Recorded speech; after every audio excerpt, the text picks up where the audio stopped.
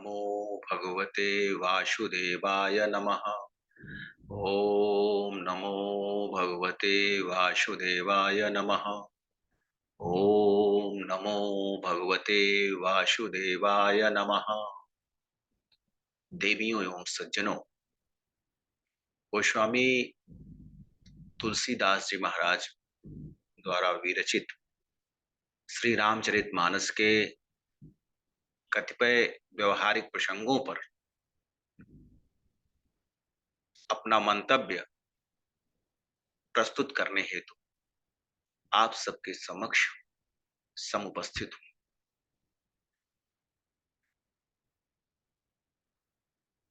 गोस्वामी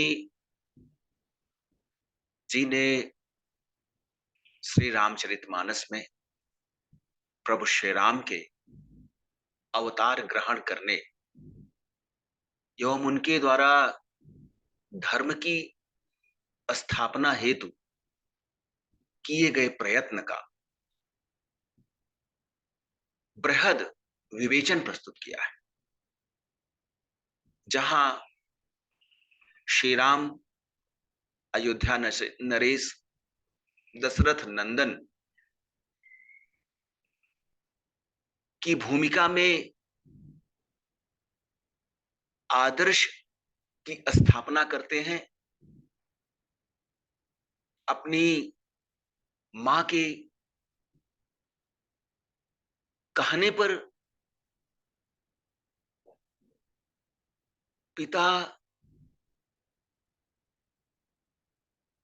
की आज्ञा मानकर वह सहज ही राज्य का परित्याग कर वनवास ग्रहण कर लेते हैं और उस वनवास की अवधि में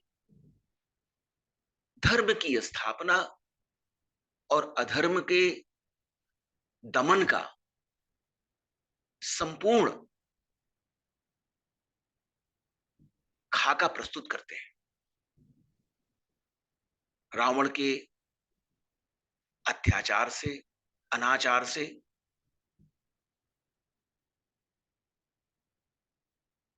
पृथ्वी लोक में बसने वाले प्राणियों, देवताओं इत्यादि अनेकों प्राणियों की असह्य पीड़ा का निवारण प्रभु श्री राम उसी वनवास अवधि में करते हैं। मर्यादा पुरुषोत्तम श्री राम साक्षात परब्रह्म परमेश्वर के अवतार हैं, ऐसा उन्होंने कभी भी ना तो स्वयं कहा और ना इस तथ्य का किसी को भान ही होने दिया। रावण जैसा ज्ञानी बुद्धिमान व्यक्ति भी श्री राम के प्रभाव को, श्री राम के अनंत स्वरूप को, श्री राम की शक्ति को पहचानने में सदैव भूल करता रहा और वह उनमें मानवीय गुणों को ही देखता रहा। गोस्वामी जी महाराज प्रभु श्री राम की महिमा, उनके द्वारा किए गए कतिपय कार्यों से निष्पादित करते हैं। श्री रघुबीर प्रताप ते सिंधु तरे पाषाण, ते मति मंद जिराम तजी, भजहि जाई प्रभुआन। मर्यादा पुरुषोत्तम श्री राम जी की शक्ति अनंत और अपार है। उनके इस प्रताप का ही प्रभाव है कि अत्यंत भारी भरकम पत्थर समुद्र पर तैरने लगते हैं। वह पत्थर जो स्वयं अपने भार से डूबकर दूसरों को भी डुबाने की शक्ति रखते हैं, सामर्थ्य रखते हैं, वह पत्थर जहाज के समान स्वयं तैरकर दूसरों को पार उतारने का असंभव कार्य करने लगे। यह प्रभु की सामर्थ्य का ही प्रभाव है कि विपरीत गुण धर्म वाले तत्व भी परम कल्याणकारी सिद्ध हो रहे हैं। श्री राम जी की कृपा मात्र से विपरीत गुणधर्मी विष भी अमृत तुल्य हो जाता है। ऐसे प्रभु श्री राम जी का भजन, संकीर्तन, मनन, चिंतन न करने वाले प्राणी निश्चय ही मूढ़ और अज्ञानी है। लंका के राजा रावण की पटरानी मंदोदरी प्रभु श्री राम जी के प्रभाव को जानती है। वह विष्णु भक्त है। उसे इस बात का पूरा ज्ञान है कि राक्षस कुल के विनाश के लिए ही त्रेता युग में परब्रह्म परमेश्वर ने राम का राम के स्वरूप में अवतार धारण किया है। वह बार बार रावण को राम की शक्ति का आभास कराती है और उसे समझाने का यत्न करती है। मंदोदरी कहती है, सजल नयन कह जुग कर जोरी, सुनहु प्राणपति बिनती मोरी। कंत राम विरोध परिहरहु, जाने मनुज जनि हठ मन धरहु। मंदोदरी रोते हुए, विलखते हुए अपने दोनों हाथ जोड़कर अपने पति रावण से प्रार्थना करती है, विनती करती है और उनसे कहती है कि हे प्राणनाथ, मेरी विनती स्वीकार कीजिए। श्री राम का विरोध, श्री राम से शत्रुता छोड़ दीजिए। उन्हें साधारण मनुष्य मानकर उनसे द्वंद्व मत पालिए। वह सामान्य मनुष्य नहीं है। आपका ये हठ, आपका ये अंधकार रूपी अहंकार आपको गर्त में मिला देगा। प्रभु श्री राम विश्व रूप है, व्यापक हैं, परमेश्वर हैं। विश्वरूप रघुवंश मणि, करहु बचन विश्वासु, लोक कल्पना वेद कर, अंग अंग प्रतिजाशु। हे प्रभु, हे राक्षस राज रावण, वे प्रभु श्री राम जी विश्व को धारण किए हुए हैं, समग्र ब्रह्मांड को धारण किए हुए हैं। वह विश्व रूप कहलाते हैं। ये समस्त संसार उन्हीं का स्वरूप है। वेद जिनके अंग अंग में लोकों की कल्पना करते हैं, ऐसे प्रभु श्री राम जी की शक्ति अपरंपार है। पद पाताल शीस यज धामा, अपर लोक अंग अंग विश्रामा। भ्रिकुटी पिलाश भयंकर काला, नयन दिवाकर कच घन माला।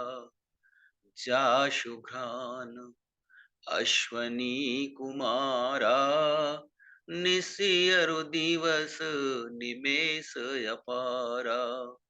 श्रवण दिशा दस वेद बखानी, मारुत श्वास निगम निज बानी। अधर लोभ जम दसन कराला, माया हास बाहु दिगपाला। आनन अनल अम्बुपति जीहा, उत्पत्ति पालन प्रलय समीहा। रोम राजी अष्टादश भारा, अस्ति शैल सरिता नस जारा। उदर उदधि अधिगो जातना, जग में प्रभु का बहु कल्पना। परम ज्ञानी रावण जो त्रिकालदर्शी है, किंतु अंधकार उसके अंतर मन में व्याप्त है। अंधकार उसके अहंकार का, उसकी शक्ति का, उसके शौर्य का, वो परब्रह्म परमेश्वर के स्वरूप को समझ ही नहीं पा रहा है। उसकी पत्नी महारानी मंदोदरी प्रभु श्री राम के विराट स्वरूप को भली भांति समझती है। मंदोदरी कहती है कि परब्रह्म परमेश्वर विश्व रूप प्रभु श्री राम जी के चरण, पाताल,